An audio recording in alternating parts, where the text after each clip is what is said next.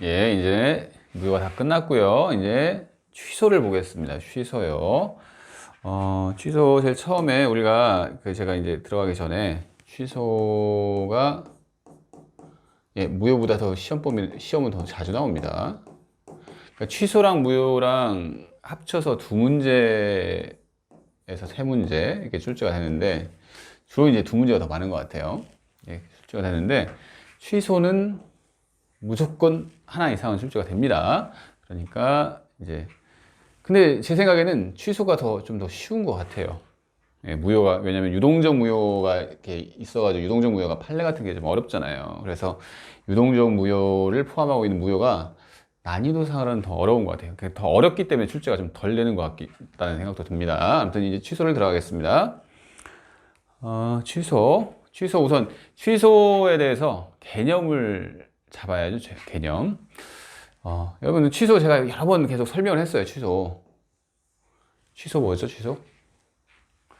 취소는 그냥 뭐 개념이 뭐 여러분들이 암기하실 필요가 없고 그냥 취소 사유가 있는데 그러니까 무효랑 비교해서 생각을 해보면 돼요. 무효 같은 경우는 사유가 딱 특정되어 있는 게 아니라 무효의 사유는 엄청 다양합니다. 취소 사유가 있는데 취소권자가 있습니다. 취소권자가 딱 특정되어 있거든요. 그래서 취소권자가 있는데 취소 사유가 있는 경우에 취소권자가 취소권을 행사를 해서 행사하면 어떻게 되죠? 취소권 행사를 하면 행사해서 그 법률 행위의 효력을 소급적으로 무효화시키는 취소가 뭐죠? 성질이? 상대방 있는 단독행위다. 이렇게 생각하시면 돼요. 그냥 편하게 그냥 생각하시면 되죠. 취소는 취소 사유가 있고 취소권자가 있고, 취소 사유가 있는데 취소권자가 취소권 행사해가지고 그 법률행위의 효력을 소급적으로 무효시키는 취소는 상대방 있는 단독행위다. 이런 식으로 이제 개념을 구성하시면 되는 겁니다. 그래서 설명을 했고요. 개념에 대해서는. 그리고 이제 취소의 특성. 이게 이제 제가 이제 정리를 한번 잘 해놓은 거라고 생각을 해요. 제 생각에는. 잘 해놨는데, 그러니까 이거를 이해를 하시면, 취소가 다른 제도와 비교해서 어떤 특성을 가지고 하는지 잘 이해를 할 수 있을 거라고 생각합니다. 그래서 여러분 이걸 보면서 제가 설명을 드릴게요. 그 표를 보고 계시면 됩니다. 취소 한번 봅시다. 여기서 이제 그냥 예를 들어본 거예요. 예를. 매수인이 있는데 매도인이 있어요. 그러니까 매매 계약이 있다는 얘기죠. 매매 계약이 있는데 을이 갑을 강박을 했어요. 강박이 협박이라 같다고 했죠. 강박을 한 경우에는 우리가 의사표시 규정에서 배웠는데요. 의사표시에서 어떤 내용을 배웠죠? 취소할 수 있다. 그죠? 취소할 수 있다. 취소할 수 있다는 것은 취소권이 발생한다는 얘기죠. 그래서 강박을 당한 갑이 을에게 취소할 수가 있는 거죠. 그러니까 취소 사유가 생긴 거예요. 강박 때문에 취소 사유가 생겼다. 그리고 여기서 취소권을 행사하는 사람은 이 매도인이 취소권자가 되겠죠. 그 다음에 이 매수인은 취소의 상대방입니다. 취소의 상대방. 취소라고 하는 것은 취소권을 행사하지 않으면 그 법률행위 어떻게 되는 거죠? 취소 얘기를 생각해 보세요. 취소를 안 하면 유효입니다. 유효. 그죠? 근데 취소권을 행사하면 그 유효가 무효가 되는 거죠. 그죠? 그래서 이를 그냥 유동적 유효구나. 이 자체를 시험에 내진 않습니다. 취소는 유동적 유효다. 이런 걸 시험에 내는 게 아니라 여러분이 취소를 이해를 하실 때, 유효인데 무효가 될 여지가 있는 유효구나. 이것 때문에 이제 그 유동적 유효라는 얘기를 붙인 거예요. 아시겠죠? 그리고 취소 사유는 무효와 다르게 특정이 되어 있어요. 그래서 우리가 이 의사표시 할 때 이 차고 사기 강박을 배웠잖아요. 그죠? 그래서 차고도 취소, 사기 강박도 취소. 취소권 발생 사유죠. 그죠? 의사표시 규정에서 배웠습니다. 이거. 그리고 다 똑같이 동일한 건 선의의 제3자에게 대항할 수 없다는 규정이 다 있죠.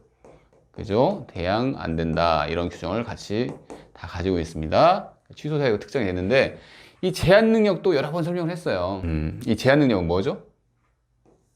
우리 시험 범위가 아닌데 그냥 뭐 기억나실 거예요. 미성년, 피한정, 후견인, 제한 능력자가 그다음에 피성년, 후견인이 이런 사람이 제한 능력자인데 이 제한 능력을 가지고 있는 사람이 이렇게 된다는 얘기죠. 제한 능력이 취소 사유라는 얘기입니다. 그래서 미성년자가 법률행위를 한다. 그러면 미성년자가 취소를 할 수가 있다는 얘기예요. 취소 사유도 특정이 되고 그래서 취소 사유가 특정이 됩니다. 이렇게 딱 이것밖에 없어요. 취소 사유는. 근데 우리는 여기만 시험 범위죠. 여기는 뭐 문제 지문에서는 뭐 이런 미성년자 이런 얘기 나오기도 하는데 뭐 이 제한 능력 자체는 시험 범위는 아닙니다. 아무튼 이렇고요. 그래서 취소는 취소 사유가 특정되어 있다. 아시겠죠? 지워볼까요, 그냥? 네, 취소권자도 특정되어 있습니다. 우리가 저번에 한번 얘기했는데 무효와 취소 다른 것은 무효는 취소권이라고 부르고 무효는 무효권이라고 부르나요? 아니죠. 무효는 누구나 주장할 수 있기 때문에 무효권이라는 권리라고 하기에는 모든 사람이 다 주장을 해버리면 그게 특별히 권리라고 할 수가 없잖아요. 근데 취소는 특정된 사람에 한해서 취소를 할 수가 있습니다. 그래서 취소권이라고 불리는 거죠. 그래서 취소권자도 특정이 돼요. 그러면 취소 사유에서 취소권자가 나올 수 있겠네요. 뭐죠? 법조문에서 나오는데 법조문에서 나오는데 취소 사유는 뭐죠? 취소권자는 이 제한 능력자. 그러니까 이런 사유가 있는 사람이 취소를 하는 거죠. 그래서 제한 능력자, 그 다음에 차고 사기 강박을 당한 자, 그죠? 그냥 뭐 안 쓸게요. 이렇게 당한 자. 또 법조문에서 뭐라고 했죠? 그 대리나 그가 승계인에 한해서 취소할 수 있다라는 그 조문을 가지고 있습니다. 취소 파트에. 그래서 이런 사람들도 다 취소할 수가 있어요. 그러니까 여기서는 갑은 취소할 수 있는 사람이죠. 취소권자가 된다는 얘기죠. 그래서 제한 능력자. 근데 여러분들이 대리인 이상하다. 대리인은 취소권은 안 된다고 했던 것 같은데 이런 생각을 할 수가 있는데 여기서 대리인은 법정 대리인을 말합니다. 법정 대리인. 법정 대리인은 미성년자가 예를 들어서 법률행위를 하면 이 법정 대리인, 친권자가 이제 주로 법정 대리인이 되는데 법정 대리인이 취소를 할 수가 있어요. 근데 임의 대리인 같은 경우에는 취소권이 없는데 만약에 취소권의 특별수권을 받으면 그래 이거 취소도 네가 해라 이렇게 특별수권 한 번 더 권한을 준다는 얘기죠. 그러면 취소권 행사가 가능합니다. 그러니까 원칙적으로는 취소권 같은 경우에는 임의 대리인은 취소권이 없는 게 원칙입니다. 그래서 이런 내용이 나와요. 취소권자가 특정된다. 그리고 무효는 누구나 주장할 수 있고 언제든지 주장할 수가 있어요. 그죠? 근데 취소는 이 제척기간이라는 말 처음 들어보면 그냥 취소권의 행사기간인가 보다 이렇게 생각하시면 됩니다. 행사기간. 그래서 이 제척기간이라는 행사기간이 딱 정해져 있습니다. 그래서 그 기간을 도과를 하면 취소권이 소멸이 돼요. 그래서 취소권은 참 제한되는 게 맞네? 이렇게 생각하시면 되겠죠? 취소 사유, 취소권, 취소 기간 제한이 있구나 이렇게 생각하시면 됩니다. 그리고요 마지막으로 법정 추인이라는 게 있습니다. 이 이제 추인이라는 거 여러분들이 추인을 여러 군데에서 지금 배웠어요. 추인 이제 벌써 세 번째죠. 첫 번째 무권 대리에서 나왔고요. 그다음에 무효행위 무효행위의 추인도 배웠죠. 취소권의 추인입니다. 취소권의 추인. 취소할 수 있는 행위, 취소권의 추인이 아니라 취소할 수 있는 행위인데 취소할 수 있는 행위의 추인이라고 해요. 행위의 추인. 그러니까 취소할 수 있는 행위. 그러니까 현재 이 사안을 볼까요? 매도인이 취소할 수 있죠. 근데 취소를 안 하고 그냥 가만히 있어도 유효가 되지만 그래 그냥 추인하자. 내가 취소권을 더 이상 행사하지 않을게 이러면서 추인도 할 수 있습니다. 그러면 추인이 되면 어떻게 되죠? 그냥 확정적으로 유효가 되는 거예요. 추인하면 유동적 유효라고 했잖아요. 유동적 유효. 근데 이게 아니고 추인하면 확정적으로 그냥 유효가 됩니다. 근데 여기서 이제 추인에서 좀 제일 중요하다고 보이는 게 이 성질인데, 추인은 뭐랑 같은 말이냐면, 중요합니다, 이건. 취소권을 포기하는 행위예요. 무슨 얘기인지 아시겠어요? 아, 더 이상 취소 안 할게 하는 게 추인이에요. 취소에서는. 취소권을 포기하는 거예요, 포기. 그래서 추인은 누구만 할 수 있는 거죠? 취소권자만 할 수 있는 거예요. 취소권자만. 성질이 같아요. 추인은 취소권의 포기다. 이거는 잘 기억을 해 두시고요. 근데 이제 취소할 수 있는 행위의 추인에서 대충 봤는데, 무효도 추인이 있지만 취소도 추인이 있죠. 근데 법정 추인이라고 하는 것은 이 취소에서만 있습니다. 취소에서만. 그래서 이 법정 추인 제도가 또 시험에 잘 나오는 편이에요. 그럼 법정 추인이 뭐지? 이렇게 생각하실 수가 있는데, 우리가 추인 한번 무효행위 추인 배웠으니까 이걸 한번 떠올려 볼까요? 무효행위 추인 요건을 한번 봅시다. 무효 원인이 종료를 해야죠. 원인이 종료한 상태에서 그 사실을 알고서 해야죠, 추인은. 알고서 추인의 의사표시를 하는 거죠. 추인의 의사표시, 상대방이 낸 단독행위인데 의사표시를 하는 겁니다. 이게 추인의 요건인데, 그럼 우리가 취소할 수 있는 행위의 추인도 같아요. 이게 요건. 그러니까 취소 원인이 종료해야 하고, 그것을 알고서 취소할 수 있는 행위를 추인의 의사표시를 하는 것 같은데, 그러니까 여기서 한번 적용을 해볼까요? 아, 매도인이 취소할 수 있는 행위를 추인할 때는, 아, 무효 원인이 종료했다. 그러니까 취소 원인이 종료한 거죠. 취소할 수 있는 행위 추인을 보니까 취소 원인이 종료했다는 건 무슨 얘기죠? 이 강박 상태가 끝났다는 얘기죠. 그죠? 강박 상태가 끝난 상태에서 이 갑이 알고서, 자기가 취소할 수 있다는 것을 알면서도 추인한다는 얘기죠. 알고서 해야 돼요. 알고서. 취소 원인이 종료한 이후에 그걸 알고서 추인의 의사표시를 하는 게 취소할 수 있는 행위의 추인입니다. 근데 이 법정 추인은 요건에서 보죠. 요건에서.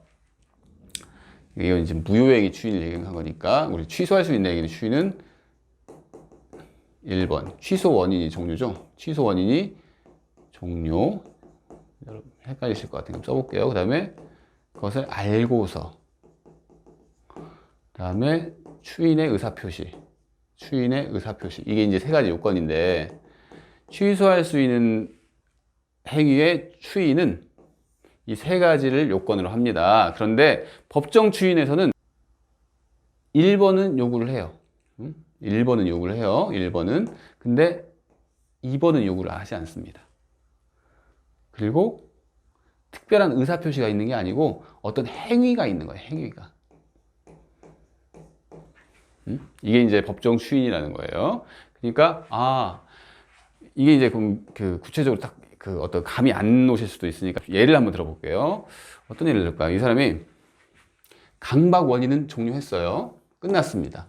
그죠? 원인이 종료한 상태에서 특별히 뭐 이렇게 알고서 의사표시를 한 게 아니라, 이 사람한테 뭘 요구했냐면, 네가 이거 나한테 매매를 했지? 매매를 했으니까 너는 나한테 대금을 지급해 하고 대금 지급 청구를 했어요.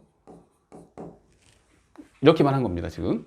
그러면 이 매수인, 이 사람이, 이 갑이 더 이상 취소 안 하려는가 보다, 이렇게 생각할 수도 있을 거 아니에요. 그래서 법정 추인행 같은 경우에는 이 2번, 3번 제외하고 뭐가 있냐면, 법정 추인 사유가 우리 법에서 규정이 되어 있는 거죠, 사유가. 그래서 1번, 4번으로 끝나는 겁니다.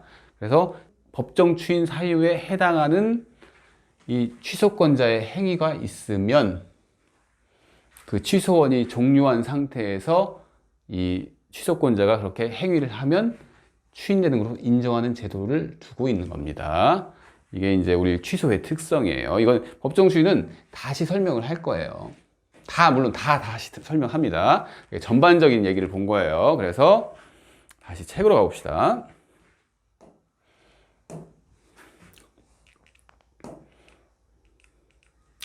예, 취소의 특성 해가지고 예, 유동적 유효라는 얘기를 했죠. 그리고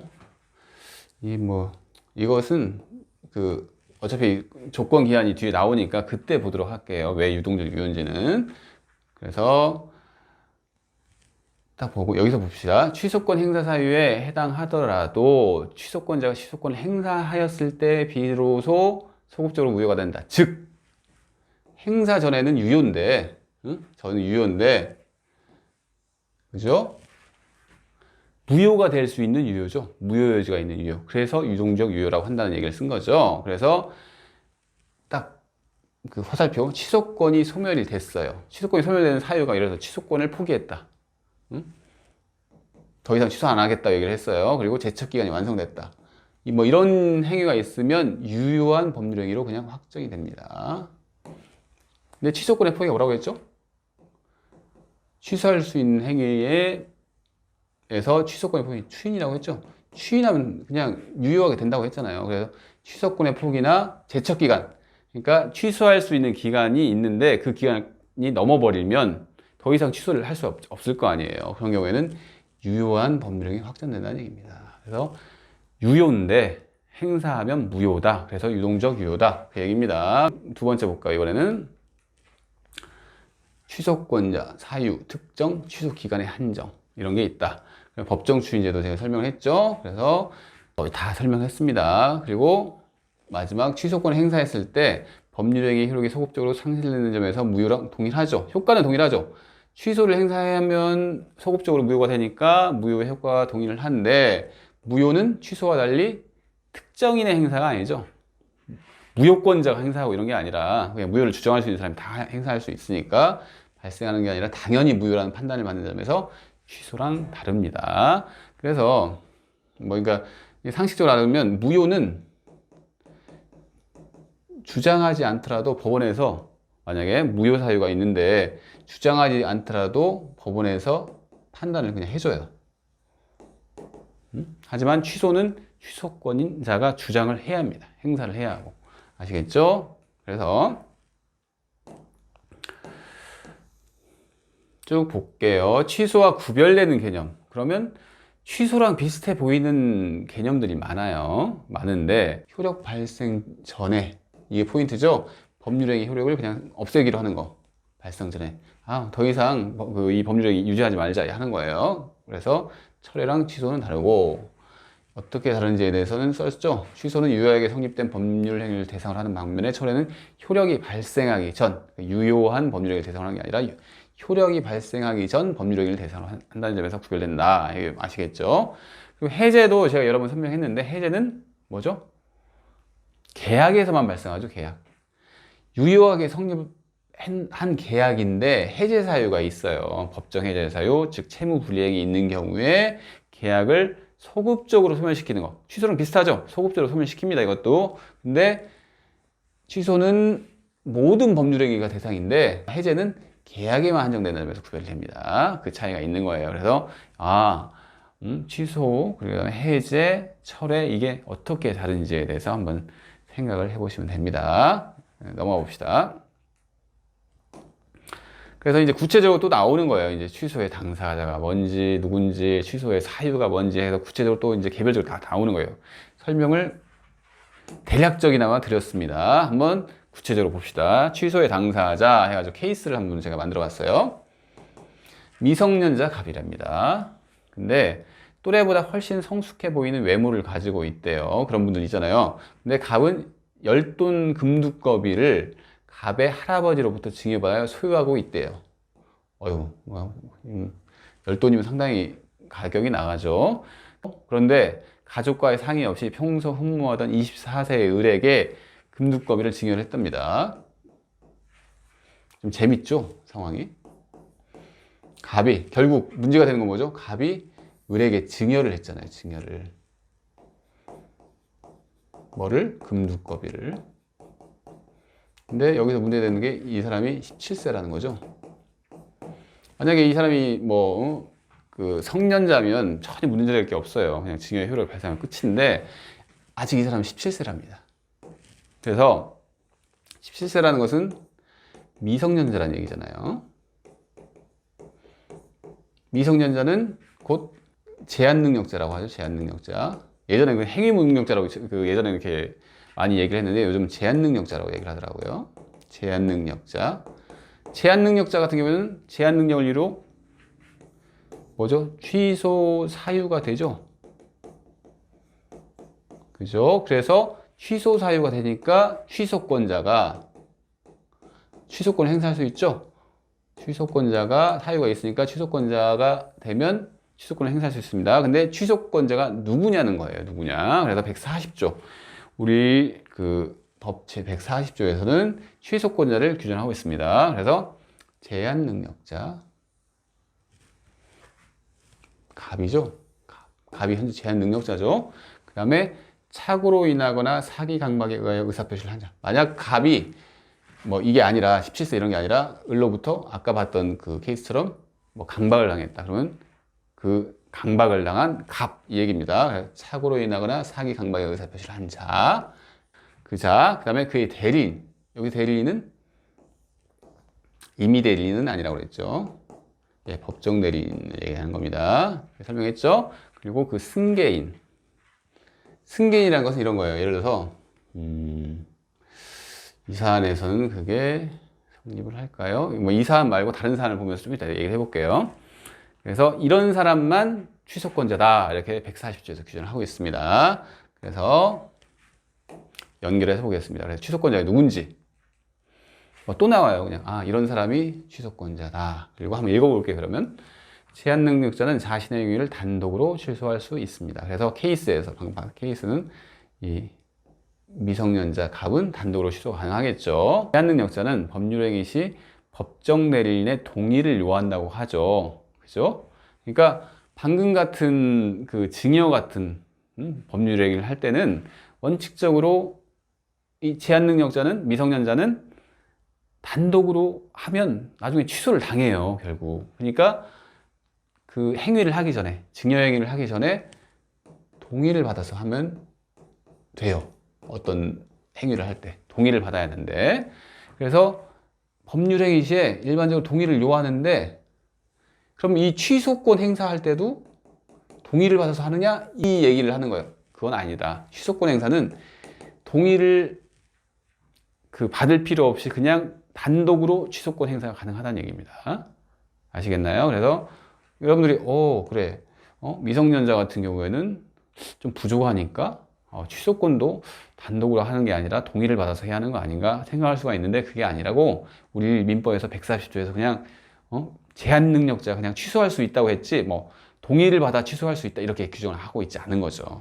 그래서 이 취소권 같은 경우에는 제한능력자가 취소권자가 됩니다.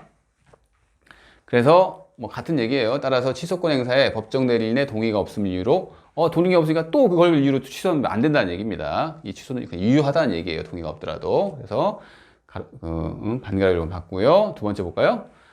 그리고 제한능력자의 취소권은 법정 대리인의 추인이 있기 전까지만 가능하답니다. 이건 이제 무슨 얘기냐면 방금 이 사안에서 그 케이스에서 보면 증여를 했는데 이 병이 갑의 법정 대리인이에요. 법정 대리인. 근데 이 병이 현재 17세예요. 17세인 당시에 병이 그래 나 을도 참 내가 잘 알고 갑이 얼마나 좋아했으면, 자기 자식이 얼마나 좋아했으면 이렇게 했겠냐 싶어가지고 이 사람도 추인을 할 수가 있습니다. 그냥 추인을 할 수가 있어요. 추인을 하면 이 사람이 다시 마음이 바뀌었어요. 취소 가능할까요? 이게 안 된다는 얘기예요. 이게 법정 대리인과 취소원이 발생한 이유가 되는 자, 이 둘 다 취소권도 있고 추인권도 있습니다. 근데 한 사람이 먼저 추인권을 행사했다거나, 그러니까 이 병이 행사를 했으면 갑의 취소권을 소멸하고, 마찬가지로 갑이 취소권을 그냥 바로 행사를 했어요. 그러면 이 사람은 더 이상 추인할 수가 없다는 얘기예요. 지금 아시겠죠? 네, 2번까지 갔죠? 그리고 취소권자의 양가로 이번에 이런 사람이 취소권자가 되고요. 당연히 대리인. 제한 능력자의 법정 대리인은 단독으로 취소를 할 수 있다. 이게 방금 했던 얘기죠? 제한 능력자의 법정 대리인, 방금 병이었죠? 그 사람. 병이 단독으로 취소권을 행사할 수가 있어요.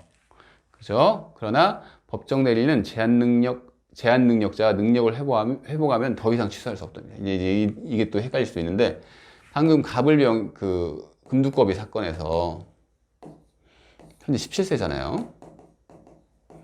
근데 지금 미성년을 벗어나면 19세가 되면 미성년이 벗어나죠? 19세? 그죠? 19세가 됐어요. 갑이 19세가 됐어요. 그러면 이 사람의 취소권은 없어집니다. 이제는 능력자예요, 이 사람이. 알아서 해야 돼요, 알아서. 능력자가 되는 순간 이 사람은 아무것도 할 수가 없어요. 그래서 그 얘기예요. 그래서 만일 미성년자가 성년자가 된다, 19세가 된다, 그러면 법정 대리인의 법정 대리권이 소멸하죠. 대리권이 소멸하죠. 그래서 더 이상 취소권을 행사할 수 없다는 얘기예요. 네, 그 얘기입니다. 반가라 이번도 얘기를 했죠. 임의 대리인은 원칙적으로 취소권이 없다. 취소권은 임의 대리인 같은 경우에는 취소권은 행사할 수 없고 본인이 취소권을 행사할 수 있는 거죠. 그죠? 우리 대리에서 계속 했던 얘기잖아요. 그 얘기가. 다만 취소에 대해 별도의 수권. 아, 네가 이 취소권도 네가 해라 하는 그런 수권이 있으면 행사할 수 있겠죠. 그 얘기입니다. 자, 넘어갑시다. 다 대리 파트에서 설명했던 얘기예요. 그래서 승계인. 승계인은 이 포괄 승계인이 있고 특정 승계인이 있다는 건 아시겠죠? 승계인. 승계인이라고 하는 것은 우리가 뭐 이전적 승계, 제일 첫 시간에 아마 배웠을 것 같은데, 이전적 승계 같은 경우에는 승계. 전부 다 이전을 받는다. 근데 그 이전을 받는 대상이 특정된 대상을 하느냐, 아니면 특정된 게 아니라 한 번에 전부 다 예를 들어서 사망하면 사망한 사람의 그 상속인이 그냥 전부 다 받는 거잖아요. 그걸 포괄 승계라고 하고, 특정 승계는 그게 아니고 뭐 특정 대상물에 대해서 뭐 계약을 했다거나 이랬을 때 그 매수인이 매도인으로부터 다 받죠. 다. 그 물건에 한해서. 그걸 이제 특정 승계라고 했습니다. 그런데 포괄 승계 같은 경우에는 당연히 다 받으니까 취소권을 받을 수 있겠죠. 그죠? 포괄 승계인. 그죠? 그래서 포괄 승계인도 당연히 취소권을 행사할 수 있습니다. 모든 권리를 승계하니까. 근데 특정 승계인 같은 경우에는 취소권만의 승계는 인정되지 않습니다. 무슨 얘기냐면, 소유권자가 강박을 당하여 어쩔 수 없이 임대차 계약을 맺었답니다. 소유권자가 임대를 했다는 얘기죠. 이 사람이 임차인인데 임차인의 강박에 의해서 임대차 계약을 맺었다는 얘기예요. 근데 소유권을 양수를 했어요. 임차를 주더라도 이 사람은 소유권자이기 때문에 소유권 넘길 수 있죠. 병한테 넘겼다는 겁니다. 그래서 이 병이 특정 승계를 한 거죠. 특정 승계. 특정 승계죠. 병은 특정 승계인이죠. 이 특정 승계인은 병은 그냥 취소권만 받는 게 아니라 이 권리, 취득한 권리에 승계가 있는 경우에, 그러니까 취소권만의 승계는 안 되지만 이렇게 승계를 해가지고 이전을 받은 경우에, 소유권을 받은 경우에 이 취소권을 행사할 수 있다는 얘기예요. 아시겠나요? 취소권만의 승계는 안 됩니다. 갑자기 갑이 나는 취소권이 현재 갖고 있는데 너한테 취소권만을 줄게, 이런 것은 안 돼요. 그냥 이렇게 권리 자체를 이전 받았을 때 승계 취소권을 이 병이 행사할 수 있다는 얘기입니다. 아시겠죠? 그래서 취소가 좀 더 단순하죠, 무효보다. 취소의 상대방을 봅시다. 취소의 상대방도 우리 법 규정이 있어요. 142조 볼까요? 취소의 상대방. 취소할 수 있는 법률행위의 상대방이 확정한 경우에는 그 취소는 그 상대방에 대한 의사표시로 하여야 한답니다. 그러니까 취소는 취소권자도 확정되고 취소의 상대방도 확정이 되는 거예요. 그러니까 취소는 무조건 확정이에요, 확정. 확정된 상태에서 취소 사유도 확정되고 취소권자도 확정되고 취소 상대방도 확정이 되는 겁니다. 그래서 취소의 상대방은 만약에 아까 이 강박을 했잖아요. 을이 강박한 그 사안에서 취소의 상대방은 취소할 수 있는 법률행위 당사자, 즉 을과 포괄승계. 만약에 을이 죽었다. 그래서 을 다시가 있다. 그러면 을 다시한테 해야겠죠. 그래서 직접 상대방, 그 의사표시의 직접 상대방과 포괄승계인의 한정이 됩니다. 그래서 예를 볼까요? 제3자의 사기에 의해 매도인이 매매계획을 철회했답니다. 그러니까 매도인이 있고, 이 갑이 매도인이라고 합시다. 매도인이 있는데 이제 이 매수인이 을입니다. 근데 이 매매 계약을 어떤 식으로 이렇게 체결하게 됐냐면 제3자가 사기를 한 거예요. 사기. 근데 우리 이제 한번 기억을 해볼까요? 사기에 관한 의사표시 보면 당사자가 사기행위, 기망행위를 하면 무조건 취소할 수 있지만 제3자가 사기를 하면 어떻게 되죠? 이 상대방이 알았거나 알 수 있었을 게, 즉 악이나 과실이 있는 경우에 한해서 이 갑이 취소할 수가 있는 거죠. 그죠? 그 얘기입니다. 그래서 매수인이 악이 또는 과실이 있으면 매도인은 취소를 할 수가 있겠죠. 근데 이때 취소권 행사는 누구한테 하는 거죠? 의사표시를 받은 사람한테 하는 거예요. 이 사람한테 하는 게 아니에요. 이 사람한테 하는 거지. 을한테. 그죠? 사기는 이 사람이 쳤지만 취소는 그 상대방, 악이나 과실이니까 취소를 할 수가 있는데 그 상대방, 의사표시의 상대방에 대해 하는 겁니다. 그래서 그 취소는 상대방에 대한 의사표시로 하여야 한다. 이게 이 얘기입니다. 제3자는 상대방이 아니란 얘기죠. 그죠? 그리고 두 번째 볼까요? 취소할 수 있는 법률행위 상대방이 특정 승계인에게 양도한 경우에 취소권자는 법률행위 상대방에게 취소해야지 그 특정 승계인에게 취소는 안 된다. 그러면 이거예요, 이거. 이렇게 하고 이 사람이 직접 사기를 쳤어요. 그러면 이 사람은 취소권자가 되고 취소를 행사할 수 있죠. 근데 사기를 쳐가지고 했는데 이 사람이 소유권까지 받아갔어요. 취소하기 전에 이제 이렇게 소유권을 받았다는 얘기죠. 근데 병이 소유권을 이전받았습니다. 이 경우에 누구한테 취소를 해야 할 것 같아요? 이 사람한테 합니다. 이 사람. 아시겠죠? 그 상대방. 의사표시의 상대방에 대해서만 하는 거구나. 취소의 상대방. 오히려 취소권자보다 약간 더 특정된 느낌이 있지 않아요? 그냥 그 사람한테만 하면 돼요. 그 사람한테만. 이 사람한테 하는 게 아니에요. 그래서 취소의 상대방은 그 상대방에 대한 의사표시로 해야 한다. 이게 포인트겠네요. 됐습니다. 그러면 취소권의 행사로 봅시다. 취소권 행사 그냥 판례만 하나 딱 있네요. 취소권 행사. 법률행위 취소는 상대방에 대한 의사표시로 해야 하나 특정한 방식이 요구되는 것은 아니고, 계속 나오죠. 모든 의사표시는 방식이 요구되는 건 거의 없어요. 우리 시험 범위에 요식행위는 없어요.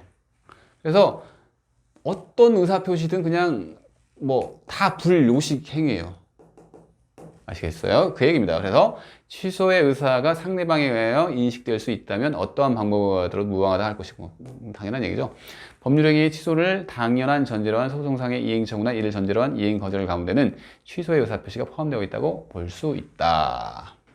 그러니까 소송까지 갔어요. 소송까지 가가지고 이제 을이 강박을 했는데 갑이 취소를 하는 거죠.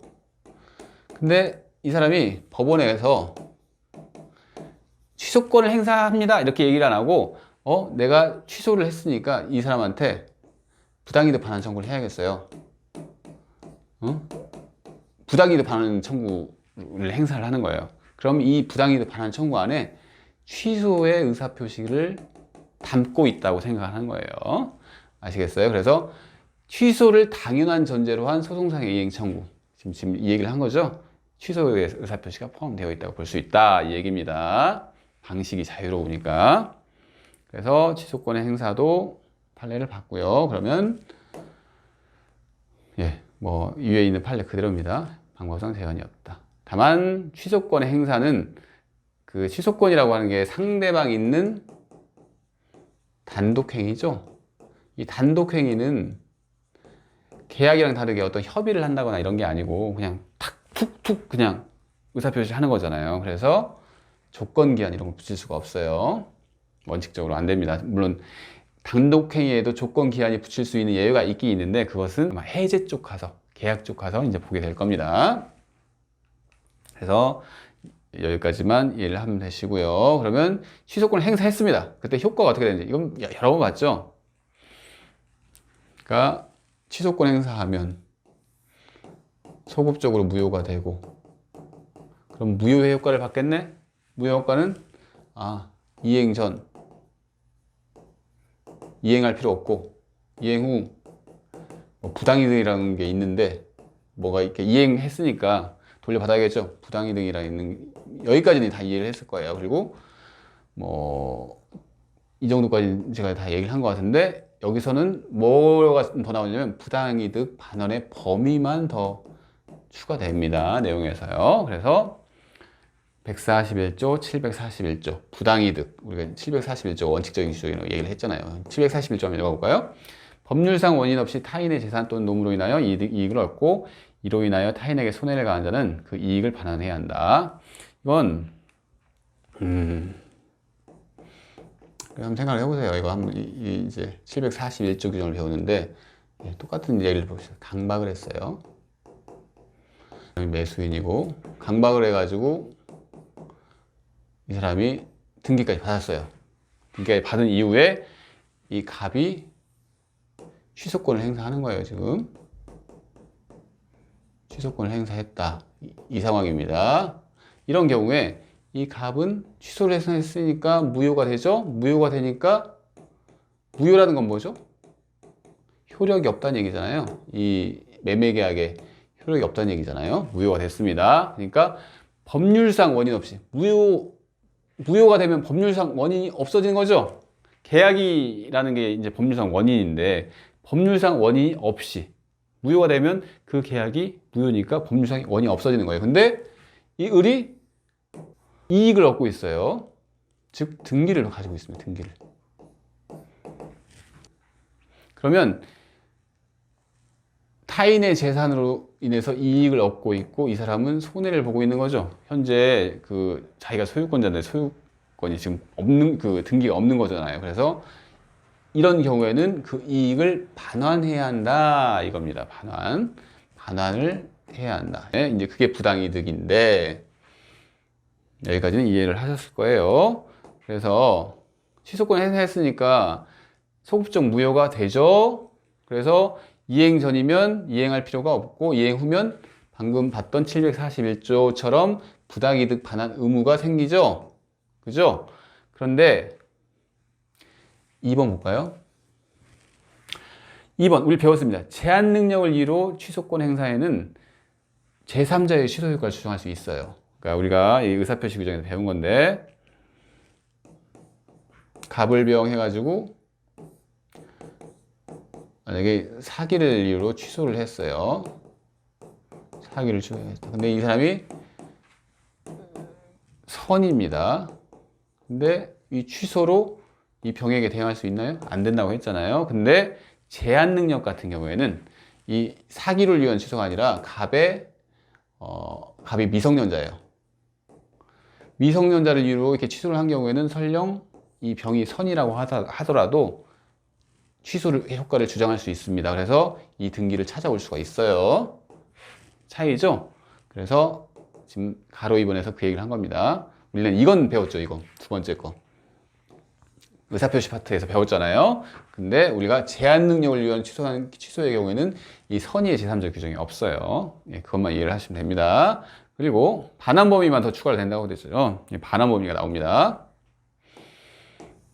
부당이득 반환 시 반환 범위 이렇게 나옵니다. 그래서 제 748조 부당이득 반환 시 수익자의 반환 범위. 그래서 선의의 수익자다. 선의의 수익자 같은 경우에는 그 받은 이익이 현존하는 한도에서 전조의 책임이 있습니다.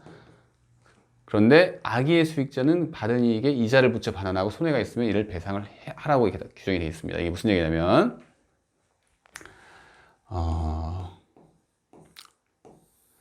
미성년 얘기를 들어봅시다. 미성년자인데 뭐 어떤 계약을 뭐 증여를 했다고 합시다. 아까 금두껍이처럼 증여. 근데 이제 부동산이라고 해보세요. 금두껍이 아니라 부동산. 이렇게 등기까지 넘어갔어요. 근데 이 을이 만약에 선이에요. 선이라고 하는 것은 미성년이라는 건 사실 몰랐다는 얘기죠. 하지만 나중에 취소를 했어요, 이 사람이. 근데 받은 이익이 현존하는 한도에서. 현존이익 한도랍니다. 근데 현존이익이라고 하는 것은 부동산, 그래, 금두껍이라고 합시다. 금두껍이가 더 설명이 쉽겠네요.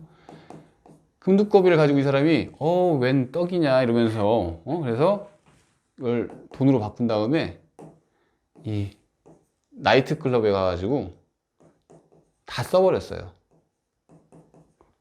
다 써버렸습니다. 그러면 현존이익 한도에서 배상을 전조의 책임이 있다고 그랬죠? 그죠? 그래서 어떻게 되는 거죠?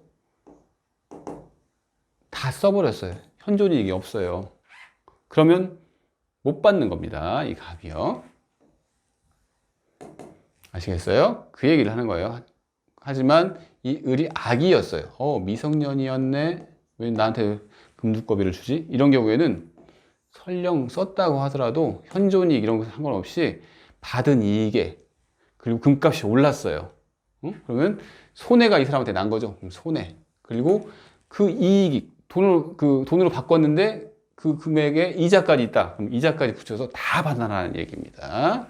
그 얘기를 하는 거예요. 그래서 지금 이제 748조가 그 얘기입니다. 그래서 이 부당이득 반환시 범위는 우리 시험에 직접적으로 관련되어 있지는 않은데 우리가 이제 지금 취소 파트, 무효 파트를 배웠기 때문에 그냥 상식적으로 알아두시면 될 것 같은 그런 파트입니다. 그래서요, 한번 볼까요? 선의의 수익자는 현존이익 한도에서 반환하면 된다. 그래서 예를 들었죠. 멸실, 낭비, 도박으로 탕진했다거나 이런 경우에 이익이 남아있지도 않고 다른 재화로 변형되어 남아있지도 않으므로 이런 경우에는 현존이익이 없다는 얘기예요. 근데 남아있지는 않은데 그게 뭐 도박으로 해서 탕진하고 이런 게 아니라 그 돈을 가지고 예를 들어서 마트에 가서 물건을 잔뜩 쟁여놨어요. 그러면 그 돈이 생활비로 어떻게 바뀐 거잖아요. 그럼 그런 경우에는 현존이익이 있다고 보는 겁니다. 아시겠죠? 현존이익이 있다. 그 얘기를 하는 겁니다. 그러니까 뭐 낭비했다. 어떻게 보면 좀 낭비한 사람은 안 갚아도 되는 이상한 어떤 그 구조가 되잖아요. 근데 어차피 선이라서 생긴 문제니까 그 사실을 몰랐는데 모르는 상태에서 돈을 다 써버렸는데 그래서 그 남은 게 없는데 이런 경우에는 어쩔 수 없겠구나 이렇게 판단을 해주는 거죠. 그리고 악의의 수익자는 그냥 전손해라고 생각하면 됩니다. 그리고 제한능력자의 반환 범위의 특징 141조에 나오는데 제한능력자는 선의 악의를 묻지 않고 이익이 현존한 한도에서만 반환하면 됩니다. 그러니까 아까 방금 봤던 이걸 색깔을 바꿔서요. 이번은 매매를 했어요. 매매를 했습니다. 근데 갑이 미성년자예요. 미성년자입니다. 근데 미성년을 이유로 취소를 했어요, 이걸. 취소를 했는데 이 사람은 등기, 갑이 이제 그 부동산의 소유권이라고 해봅시다. 등기를 넘겨줬어요. 이 사람은 대금을 받았겠죠? 근데 이 사람이 취소했어요, 미성년자가. 취소했을 경우에는 이 사람 같은 경우에는 무조건 현존이익이에요. 대금을 받았는데 만약에 이 사람이 막 미성년자가 노동을 좋아해가지고 다 써버렸어요, 막. 그러면 남아있는 것만 반환하면 된다는 얘기죠. 그래서 제한능력자는 선의 악의를 묻지 않고 이익이 현존하는 한도에서만 반환하면 된답니다. 이게 기출이 됐었네요. 그래서 그 이득은 근데 이제 여러분은 이제 아셔야 할 게 이득은 현존하는 것으로 추정을 해요. 그래서 만약에 미성년자가 이제 만약에 그 대금이 1천만 원이라고 해봅시다. 1천만 원을 받았어요. 근데 돈을 막 쓰고 다녔어요. 하지만 현존하는 것으로 추정을 받기 때문에 이 미성년자 측에서 내가 돈을 딴 데다 다 썼다는 것을 미성년자가 입증을 해야 한다는 얘기예요. 입증을. 현존 이익이 남아있지 않다는 것을 입증을 미성년자가 해야 한다는 얘기입니다. 그래서 현존 추정이 되고 현존하지 않음을 주장하는 측, 즉 여기서는 제한 능력자, 미성년자 측이겠죠. 여기서 입증 책임을 진다는 얘기입니다. 아시겠죠? 그러고요. 예, 취소할 수 있는 법률이 추진이 나왔는데 이건 다음 시간에 하도록 하겠습니다.